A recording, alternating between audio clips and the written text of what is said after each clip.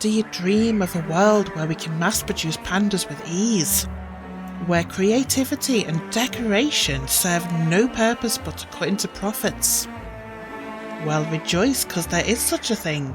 It is ugly and mean, but it provides pandas aplenty, serving a world that cries, more pandas, more pandas. This, ladies and gents, is the Panda Factory.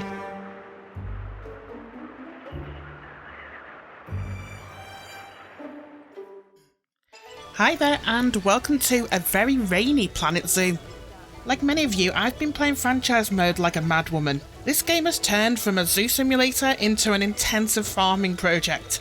I've got a setup here that is horrendously ugly, but beauty is not something I care much for here. This is earning me a steady supply of conservation credits, but it's not enough. The ostriches are fine and all, but I need something with a bit more bang for my buck to reach that ultimate zoo tycoon status I desire. So, what to do? Well, today I'm going to build the ultimate Panda Factory. Pandas, adorable as they are, they're notorious to breed. How notorious? I guess we'll find out.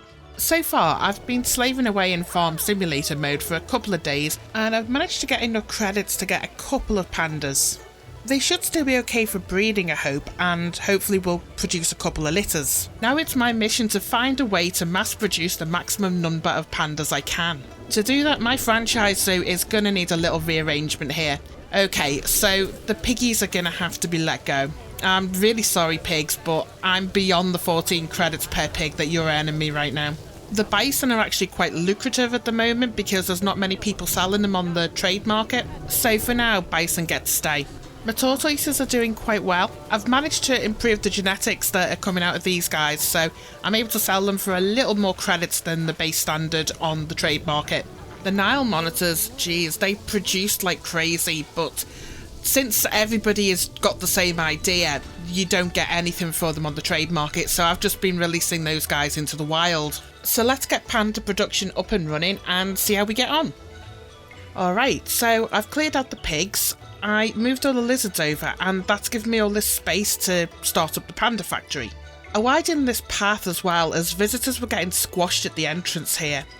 Let me tell you, bulk moving animals over to new enclosures is not a fun task. I had to move about 40 lizards, I think, and none of them were pleased about it.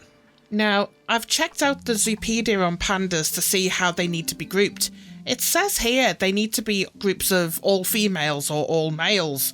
Well, how are we going to get them to mate if that's the case? This might take a little bit of experimentation. I think I might need 4 enclosures for this. I'll keep 2 pens to keep a stock of breeding males and females separated, then have a mating pen, and lastly a pen for the babies. I like to keep the babies separated to prevent inbreeding. Inbreeding will tank the profitability here. Let's get that set up and see how we go. Okay, so I can present to you the first panda unit. Mr. and Mrs. Bear have moved in. I will admit it's giving off a little bit of a bleak industrial vibe. Very much a panda farm, not a panda exhibit. Maybe I do feel a little bit sorry for them, but their basic needs are being met, so I have to keep my industrious hat on for this one. Besides, there's still access to a little bit of outside space, so I can still class them as free range. Now we just have to wait until the vet has done their research before they'll hopefully start mating. Then we get to make the baby panda unit. Yay, and we did it! I let the game run for a couple of years. The vet has been researching pandas non-stop. As soon as the research reached the last bar, the bear got pregnant. So I'll skip ahead and build the other pens in preparation for the birth. And on a rainy day, we did it! Our very first panda baby. It's a boy, and his genetics are good, so now we have to decide what to do with him. When he grows older, I think I'll split the parents up into the right groups and keep the boy with his dad. Then I need to purchase another lady panda to mate with this one. The market is really scarce at the moment, and people are asking for the maximum 10k credits regardless of age or genetics of their pandas, which I think is a bit of a rip-off. I'll keep trying till I find a good one.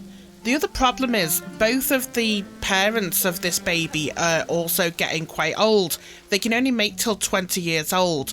The female panda is around 17 years old and the dad panda is 19 years old. So We may get another baby out of them, but that's going to be it, and then we have to go back to the market and pick a new one anyway. So you can see what a struggle it is to make your pandas. But we will get this factory off the ground, determined to do it. I've set up the other 4 enclosures in preparation.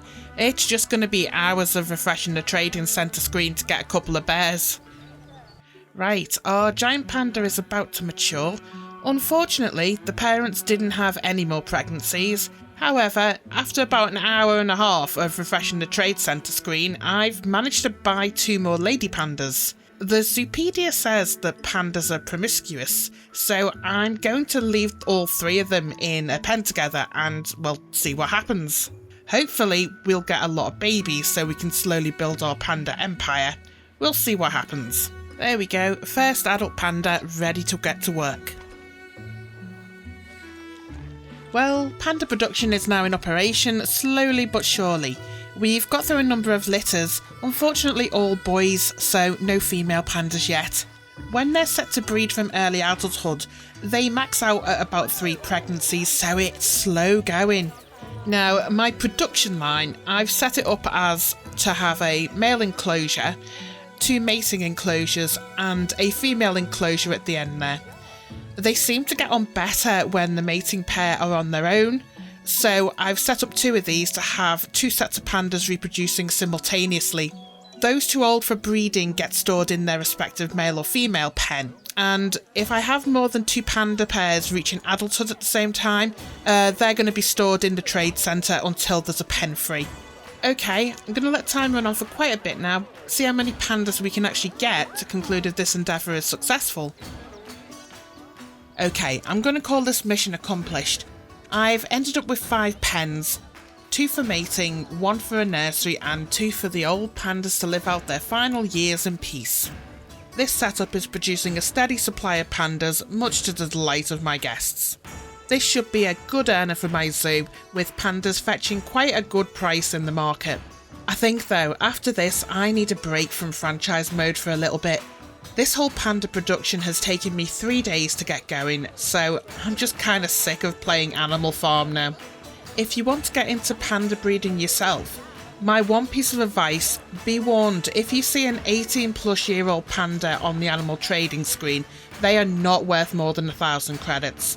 There's sharks out there that are charging 10,000 credits for old pandas with 0 fertility left. An 18-year-old panda is unlikely to produce any offspring, so don't waste your money. Only buy if you're okay with the risk, or you just want to enjoy a panda being in your zoo for a while that you know is not going to give you offspring.